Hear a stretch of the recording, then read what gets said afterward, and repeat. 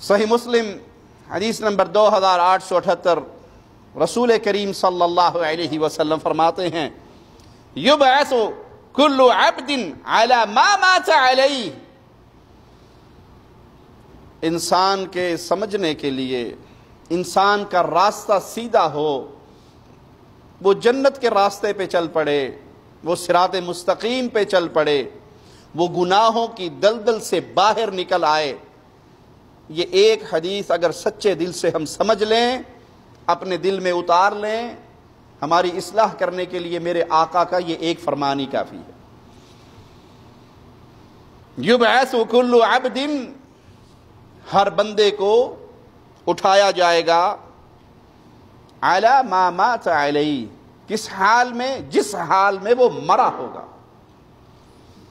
جس حال میں انسان مرے گا وہی حالت ہوگی اور اس کو کھڑا کیا جائے گا۔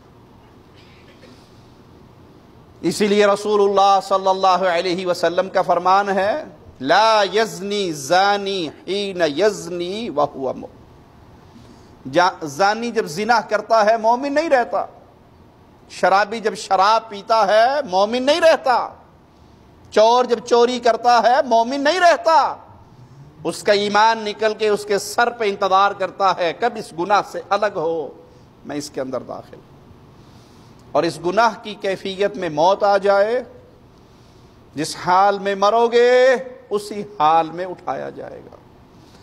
اے اللہ تجھے تیرے پیارے ناموں کا واسطہ ہے مولا، ہمارا خاتمہ ایمان پہ فرمانا،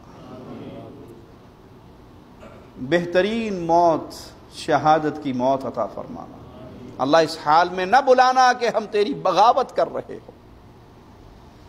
اب جو بھائی رسیہ ہو گئے، کوئی شراب کا رسیہ ہے، کوئی زنا کا رسیہ ہے، کوئی سود کا رسیہ ہے، کوئی کسی برائی میں پھنسا ہوا، کوئی کسی برائی میں پھنسا ہوا، ایک لمحے کے لیے جب دل شیطان آپ کو اس برائی کی طرف کھینچنا چاہے تو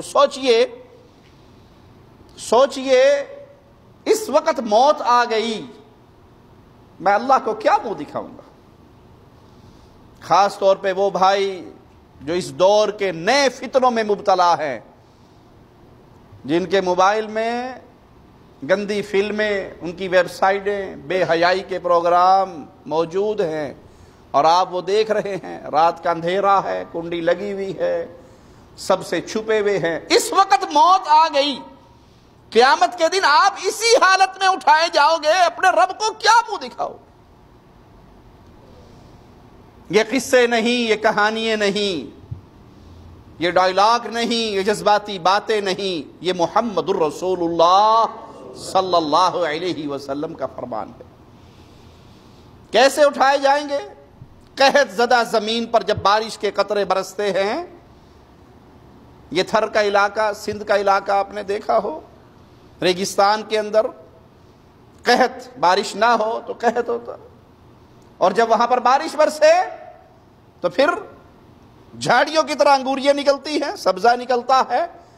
اسی طرح قیامت کے دن انسانوں کو اٹھایا جائے گا،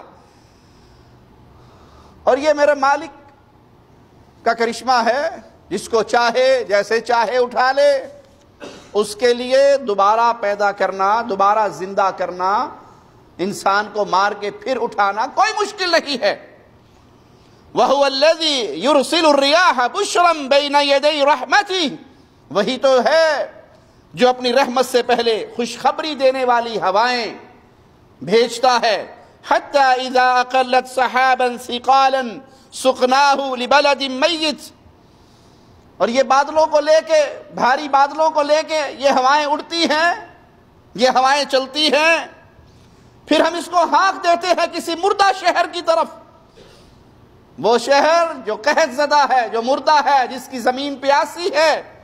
فَأَنزَلْنَا بِهِ الْمَاءَ فَأَخْرَجْنَا بِهِ مِنْ كُلِّ الثَّمَرَاتِ، اس قحط زدہ زمین پہ، اس مردہ زمین پہ ہم اس بارش کو برساتے ہیں، اور پھر وہاں سے، اس زمین سے پھل پیدا کرتے ہیں، انگوریاں پیدا کرتے ہیں۔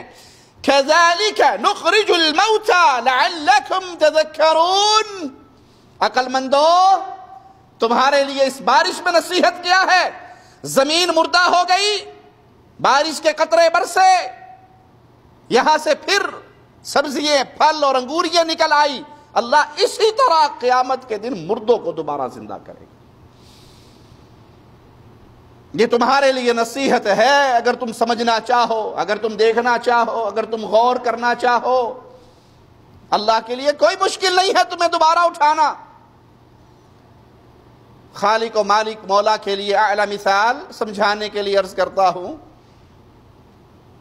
دنیا میں کسی کو آپ کوئی ماڈل دیں، مجھے اس طرح کی گاڑی بنا کر دے دو، اور وہ گاڑی پہلے سے وجود میں ہے، گاڑی کی ابتدا کرنا مشکل ہے یا بنی ہوئی کو دیکھ کر ایک اور بنانا مشکل ہے؟ کسی چیز کی ابتدا مشکل ہے نا، انسانی عقل کے مطابق بات کر رہا ہوں تاکہ بات سمجھ آ جائے۔ آپ کے لیے کوئی ایسی چیز بنانا جو پہلے سے نہیں ہے، یہ مشکل ہے، اور جب آپ نے بنا لی پھر اس کی کاپیاں تیار کرنا، یہ کوئی مشکل ہے؟ مولا کے لیے اعلی مثال سمجھانے کے لیے عرض کی ہے، جو ان جاہلوں کے، ان دہریوں کی باتوں میں آ گئے کہ کون مرے گا، کون اٹھائے گا، اللہ کیسے اٹھائے گا؟ ایک کافر نے آ کر مٹی ہڈی لایا تھا اور اس کو مل مل کے مٹی کر دی تھی اور کہا تھا اللہ کیسے اٹھائے گا؟ تو اللہ نے ہمیں ابد سے وجود بخشا یا نہیں؟ ہم کچھ نہیں تھے، خالق نے ہمیں وجود بخشا، اب تو وجود ہو گیا ہمارا، ہم مر جائیں گے۔ تو اللہ کے لیے نہ پہلی مرتبہ وجود دینا کوئی مشکل تھا، نہ دوبارہ اٹھایا جانا کوئی مشکل۔ وہ خالق ہے، وہ مالک ہے، وہ جب چاہے جس کو چاہے جیسے چاہے موت دے دے، اور جب چاہے جیسے چاہے جس کو چاہے دوبارہ زندہ کر لے۔ وَهُوَ الَّذِي يَبْدَأُ الْخَلْقَ ثُمَّ يُعِيدُهُ وَهُوَ أَهْوَنُ عَلَيْهِ۔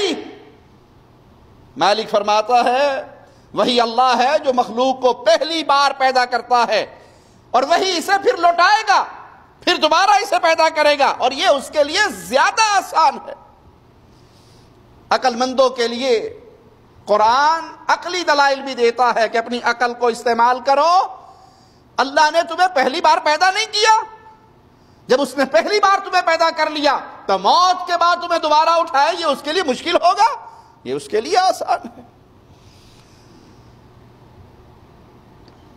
سمجھانے والوں کے لیے قرآن ایک اور مثال دیتا ہے کہ اس دنیا کے اندر ایک شخص قتل ہوا، موسیٰ علیہ السلام کے دور میں یہ واقعہ ہوا، مر گیا، قتل کر دیا گیا، اس کو پھر اللہ نے اسی دنیا میں زندہ کیا۔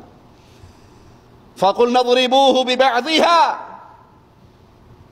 اس کے جسم کو، اس کا بعض حصہ مارو گوشت کا، یہ جو گائے ذبح کی ہے۔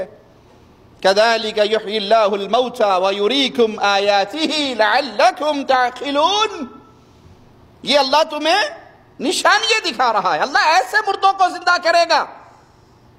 اگر تم عقل مند ہو، نصیحت لینا چاہتے ہو، اپنی عقل کو استعمال کرتے ہو، تو اس واقعے پہ غور کرو۔